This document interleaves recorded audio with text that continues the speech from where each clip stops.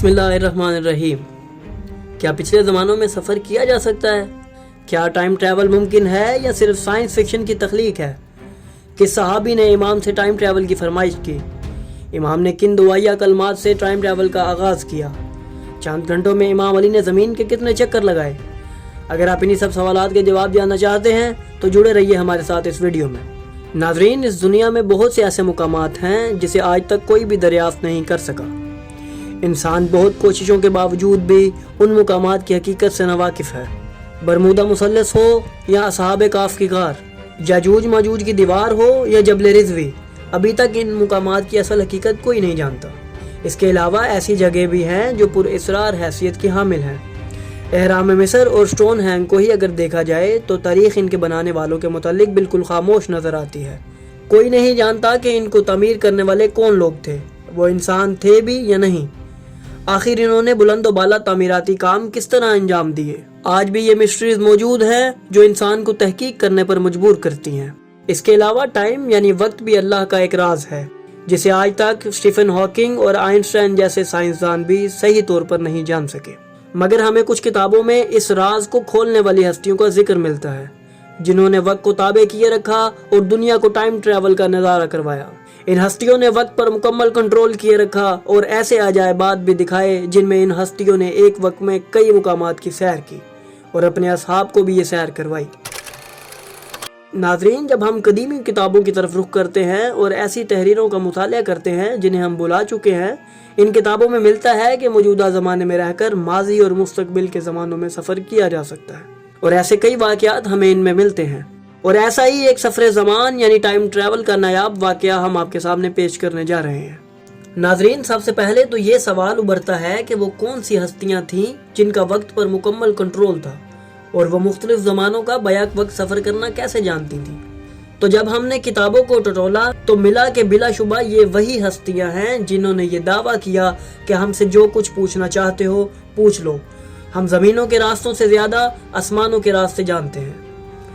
ان سے جب سوال کیا گیا تو انہوں نے انسان کو اس کی عقل کے مطابق جواب دیا۔ اگر کوئی ان پڑھ شخص ان کے پاس آیا تو انہوں نے اس کے علم کے مطابق اسے جواب دیا، اور جب سلمان محمدی جیسی ہستی نے ان سے وہی سوال کیا تو انہوں نے اس کی معرفت کے مطابق جواب دیا، ایسا جواب کہ جس نے سلمان جیسی عظیم ہستی کو بھی حیران کر دیا۔ ناظرین، ٹائم ٹریول پر سوالات جو سلمان محمدی اور مختلف اصحاب نے امام علی علیہ السلام سے کیے تو امام نے ایسا عملی جواب دیا کہ جس کو دیکھ کر عقلیں دھنگ رہ جاتی ہیں اور ٹائم ٹریول کے بہت سے راز کھل جاتے ہیں۔ ایک ایسا ٹائم ٹریول جہاں ایک وقت میں ہزاروں سال قبل موجود اللہ کے نبی حضرت سلیمان سے بھی ملاقات کی گئی اور حضرت صالح کی ذبح شدہ اونٹنی کو بھی دیکھا گیا، جبکہ نہ وقت بدلا اور نہ ہی کوئی جگہ تبدیل ہوئی۔ امام علی ابن ابی طالب کے حکم پر وقت نے کروٹ بدلی، اصحاب نے دیکھا کہ کیسے امام ان کو گزرے ہوئے زمانے میں لے گئے۔ امام علی علیہ السلام نے انہیں اپنی عظیم سلطنت دکھائی جس کے وہ حاکم و سلطان ہیں، اور اپنے ایسے فضائل بیان کیے جنہیں سن کر سب کا ایمان مضبوط ہو گیا۔ ناظرین، اسی سلطنت کا ذکر قرآن میں بھی ہے۔ ارشاد ہے، اے جن و انس، اگر تم اس کائنات کے کناروں سے باہر نکل جانے کی طاقت رکھتے ہو تو نکل جاؤ، مگر تم ایسا ہرگز نہ کر سکو گے مگر سلطان کے ساتھ۔ یہ وہی سلطنت ہے جو اس کائنات کے اندر بھی ہے اور اس کائنات کے باہر بھی، جہاں صرف اللہ کی حجت ہی جا سکتی ہے اور وہ جسے چاہے لے جا سکتی ہے۔ اسی سلطنت کی سیر کرنے کی خواہش حضرت سلمان محمدی اور دیگر اصحاب نے امام علی علیہ السلام سے کی۔ انہوں نے امیر المومنین سے فرمایا، یا مولا، اللہ نے حضرت سلیمان کو عظیم سلطنت عطا فرمائی تھی اور جن و انس غرض کے تمام مخلوقات کو بھی ان کا مطیع و فرما بردار کر دیا تھا۔ ہم جاننا چاہتے ہیں کہ اللہ نے آپ کو کون سی سلطنت عطا کی ہے۔ اسی وقت امام حسن مجتبی علیہ السلام نے بھی فرمایا، ہمیں صالح کی اونٹنی، سلیمان کی سلطنت اور جو کچھ آپ کے معجزات میں ہے وہ دکھائیں۔ یہ سن کر امام علی علیہ السلام نے فرمایا، اس ذات کی قسم جس نے بیج کو پھاڑا اور ذی روح کو پیدا فرمایا، اللہ نے مجھے اور رسول اکرم صلی اللہ علیہ وآلہ وسلم کو ایسی سلطنت عطا فرمائی ہے جو اور کسی کو نہیں ملی۔ پھر آپ کھڑے ہوئے اور وضو فرما کر 2 رکعت نماز ادا کی اور اللہ سے ایسے الفاظ میں دعا مانگی جو حاضرین کی سمجھ سے بالا تر تھی۔ پھر آپ نے مغرب کی طرف اشارہ فرمایا تو وہاں ایک بادل نمودار ہوا اور آپ نے بادل سے فرمایا کہ حکم خدا سے نیچے آ جاؤ۔ پس وہ بادل نیچے آ گیا اور اس بادل سے یہ آواز آ رہی تھی، میں گواہی دیتا ہوں کہ اللہ کے علاوہ کوئی معبود نہیں، اور محمد اللہ کے رسول ہیں اور آپ ان کے وصی ہیں۔ جس نے آپ کے متعلق شک کیا تو وہ نجات کے راستے سے بھٹک گیا۔ جناب سلمان محمدی فرماتے ہیں کہ اس وقت ہمارے ساتھ مولا علی علیہ السلام کے دونوں فرزند اور کچھ اصحاب موجود تھے۔ پس وہ بادل ایک چادر کی طرح زمین پر بچھ گیا، پھر حضرت نے ہمیں اس پر بیٹھنے کا حکم دیا اور ہم نے اس حکم کی تعمیل کی۔ اس کے بعد آپ نے دوسرے بادل کی طرف اشارہ فرمایا اور وہ آپ کا اشارہ پا کر نیچے اترا اور وہی کلمات کہے جو پہلے بادل نے کہے تھے۔ پس دوسرے بادل پر امام سوار ہوئے اور ہم مغرب کی جانب چل پڑے۔ بادلوں کے نیچے ہوا آ گئی اور اس نے بادلوں کو آرام سے اٹھا لیا۔ جب میں نے امیر المومنین کی طرف دیکھا تو آپ ایک کرسی پر تشریف فرما تھے اور آپ کے چہرے سے نکلنے والے نور کی روشنی اس قدر زیادہ تھی کہ آنکھیں بند ہو رہی تھیں۔ امام حسن مجتبی علیہ السلام نے عرض کی، بابا، سلیمان ابن داؤد کی شاہی کا راز ان کی انگوٹھی میں چھپا ہوا تھا، آپ کی شاہی کس چیز میں چھپی ہے؟ امام علی علیہ السلام نے فرمایا، میں زمین پر اللہ کی دیکھنے والی آنکھ ہوں اور مخلوقات میں اس کی ترجمانی کرنے والی زبان۔ میں اللہ کا وہ نور ہوں جسے بجھایا نہیں جا سکتا اور میں خدا تک پہنچنے کا دروازہ ہوں اور بندوں پر اللہ کی حجت ہوں۔ پھر آپ نے مزید فرمایا، کیا تم سلیمان نبی کی اس انگوٹھی کو دیکھنا پسند کرو گے؟ سب نے کہا جی ہاں۔ آپ نے اپنی جیب سے ایک سونے کی انگوٹھی نکالی جس میں سرخ یاقوت کا نگینہ جڑا ہوا تھا اور اس پر محمد و علی لکھا ہوا تھا۔ سلمان محمدی کہتے ہیں کہ ہم نے یہ سب دیکھ کر تعجب کیا۔ امام نے ہمارے اس تعجب کو بھانپ لیا اور فرمایا، میرے متعلق تعجب مت کرو، آج تم ایسے عجائب دیکھو گے جو کبھی نہیں دیکھ پائے۔ کیا تم سلیمان ابن داؤد کو دیکھنا پسند کرو گے؟ ہم نے کہا، یا امیر المومنین، جی ہاں۔ پھر امام ہمیں اپنے ساتھ ایک باغ میں لے گئے۔ اس میں ہر طرح کے پھل موجود تھے، اس میں ہر طرح کی نہر بہہ رہی تھی اور پرندے چہچہا رہے تھے۔ جب پرندوں نے آپ کو دیکھا تو آپ کے گرد چکر لگانا شروع ہو گئے۔ ہم باغ کی سیر کرتے ہوئے باغ کے درمیان میں پہنچے۔ وہاں ایک تخت تھا جس پر ایک نوجوان سو رہا تھا اور اس نے اپنا ہاتھ اپنے سینے پر رکھا ہوا تھا۔ امام نے اپنی جیب سے انگوٹھی نکال کر اس کی انگلی میں پہنائی تو وہ فوراً بیدار ہو گیا اور آپ کو سلام کرتے ہوئے کہا، اے امیر المومنین، آپ پر سلام ہو، خدا کی قسم آپ ہی سب سے سچے اور امت میں حق و باطل کو جدا کرنے والے ہیں۔ جس نے آپ سے وابستگی اختیار کی وہ کامیاب ہو گیا اور جو آپ سے پیچھے ہوا وہ ناکام ہوا۔ میں نے اللہ سے رسول اکرم اور آپ کے اہل بیت کا واسطہ دے کر حکومت طلب کی تھی جو اس ذات نے مجھے عطا کر دی۔ سلمان محمدی کہتے ہیں کہ یہ سب دیکھ کر میں امام کے قدموں میں گر گیا اور ان کے بوسے لینے لگا اور آپ کی ولایت کی دولت حاصل ہونے کے سبب اللہ کا شکر ادا کرنے لگا۔ اس کے بعد آپ کے حکم پر سیاہ گھوڑے منگوائے گئے جن پر ہم سوار ہو گئے۔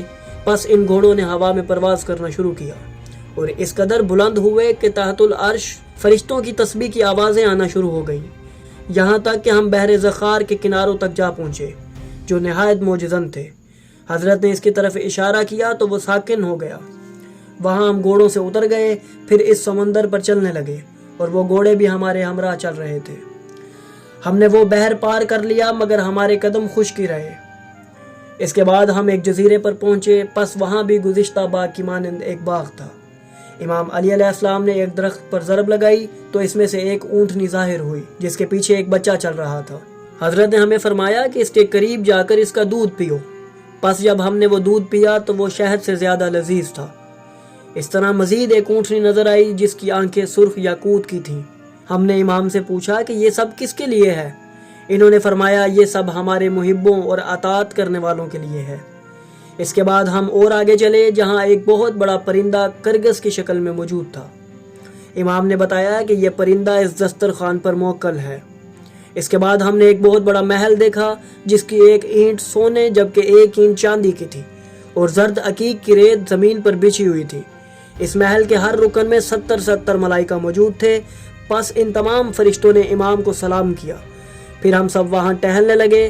ہم نے وہاں پر پھلوں سے لدے ہوئے شاندار درخت دیکھے۔ وہاں نہریں، پرندے اور رنگ برنگے نباتات تھے۔ ہم نے بحر اسود کو دیکھا جس کی لہریں بہت تیز تھیں۔ پس حضرت نے ہم سے پوچھا کہ جانتے ہو یہ کون سا دریا ہے؟ ہم نے کہا کہ نہیں۔ آپ نے فرمایا کہ یہ وہی دریا ہے جس میں فرعون غرق ہوا تھا۔ ناظرین، جب حضرت سلمان محمدی نے امام علی علیہ السلام سے پوچھا کہ ہم نے کتنا فاصلہ طے کر لیا ہے تو امام نے فرمایا کہ ہم اب تک 50,000 فرسخ چل چکے ہیں اور 10 مرتبہ اس دنیا کا چکر لگا چکے ہیں۔ اصحاب نے پوچھا کہ یہ کس طرح ممکن ہے؟ حضرت نے فرمایا، افسوس کہ جب ذوالقرنین نے دنیا کے مشرق و مغرب کا طواف کیا اور یاجوج مجوج کی دیوار تک پہنچا تو کسی نے شک نہ کیا، جبکہ میں برادر رسول ہوں، امین خدا اور اللہ کی حجت ہوں اور عالمین پر اللہ کا خلیفہ ہوں، تم میرے بارے میں کیوں شک کرتے ہو؟ اے سلمان، کیا تو نے یہ آیت نہیں پڑھی؟ وہی غیب کا جاننے والا ہے اور وہ غیب کو کسی پر آگاہ نہیں کرتا سوائے ان رسولوں کے جنہیں وہ منتخب کرے۔ پس اے سلمان، میں عالم ربانی ہوں، اللہ نے رسول کو جبکہ انہوں نے مجھے یہ سب علم عطا کیے۔ سلمان محمدی کہتے ہیں کہ آسمان سے ایک صدا آئی، آپ سچ فرماتے ہیں۔ اس کے بعد ہم دوبارہ ان گھوڑوں پر سوار ہوئے اور وہ ہوا میں اڑنے لگے اور ہم نے خود کو شہر کوفہ کے دروازے پر پایا۔ یہ رات کا وقت تھا اور تمام عجائبات دیکھ کر آنے میں ہمیں فقط 3 گھنٹے صرف ہوئے۔ امام علی علیہ السلام نے مجھے فرمایا، اے سلمان، تباہی ہے اس کے لیے جو معرفت حاصل نہیں کرتا اور ہماری ولایت کا انکار کرتا ہے۔ اے سلمان، محمد صلی اللہ علیہ وآلہ وسلم افضل تھے یا سلیمان ابن داؤد؟ سلمان محمدی نے کہا، یقیناً رسول اکرم صلی اللہ علیہ وآلہ وسلم سب سے افضل تھے۔ پس امام نے فرمایا، اے سلمان، آصف بن برخیہ کے پاس فقط 1 حرف کا علم تھا، جبکہ میرے پاس 1,24,000 کتابوں کا علم ہے، جن میں سے شیس پر 50 صحیفے، 30 پر 30 جناب ابراہیم پر 20 نازل ہوئے، تو کیا میں ایسا نہیں کر سکتا؟ سلمان نے عرض کی، یا مولا، بے شک آپ سچ فرماتے ہیں۔ ناظرین، یہ روایت کئی سیرت کی کتابوں میں موجود ہے، جس سے ہمیں امام علی علیہ السلام کی عظمت کا پتہ چلتا ہے کہ کس طرح انہوں نے ایک لمحے میں اپنے اصحاب کو اس کائنات کے ان مقامات کی سیر کروائی جہاں آج تک کوئی نہیں جا سکا، اور اس سفر میں انہوں نے ٹائم ٹریول کا عملی مظاہرہ بھی کیا، جہاں انہوں نے حضرت صالح کی اونٹنی اور حضرت سلیمان نبی سے ملاقات کی، حالانکہ ان دونوں کے درمیان ہزاروں سال کا وقفہ ہے۔ نیز جب انہوں نے ان کو دیکھا تب وہ دونوں زندہ تھے، جس سے یہ بات واضح ہو جاتی ہے کہ یہ سفر ٹائم ٹریول ہی تھا، جو ایک عظیم معجزہ ہے۔